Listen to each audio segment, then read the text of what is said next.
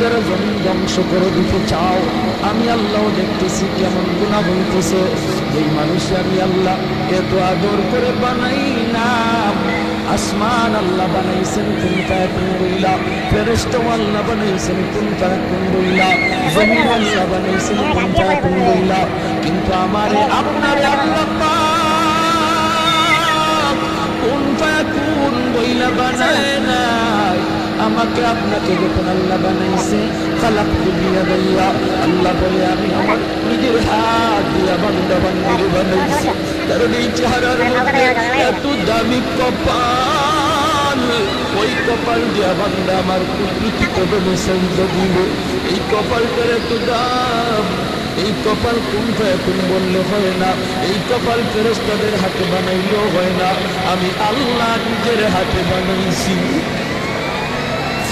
আল্লাহ পাক কই আমি আল্লাহ দেখি জমিনে কেমন অন্যায় হয়, অত্যাচার কেমন জুলুম হয়, জমিনে কেমন অন্যায় হয়, অত্যাচার হয়, কেমন জুলুম হয়, কেমন গুনাহ হয়, আমি আল্লাহ দেখতেছি।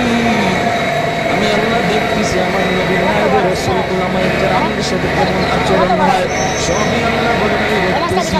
এরপরও আমি কেন নজর করি না জানেন?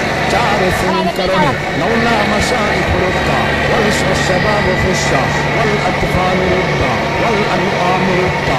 আল্লাহ বলেন এক নম্বর হলো ওই বৃদ্ধ মানুষগুলি, এখনো জমিনে এমন কিছু সাদা দাড়ি সাদা চুল আমার কিছু বৃদ্ধ বান্দা বান্দি আছে রে, কোমর বাঁকা হইতে পারে না, করতে পারে না, কষ্ট হয়, হাঁটুতে ব্যথা, কোমরে ব্যথা, এরপরেও আমি আল্লাহর কুদরতি কদমে সেজদা দেয়, কষ্ট হয়, এরপরেও আমার কদমে সেজদা দেয়।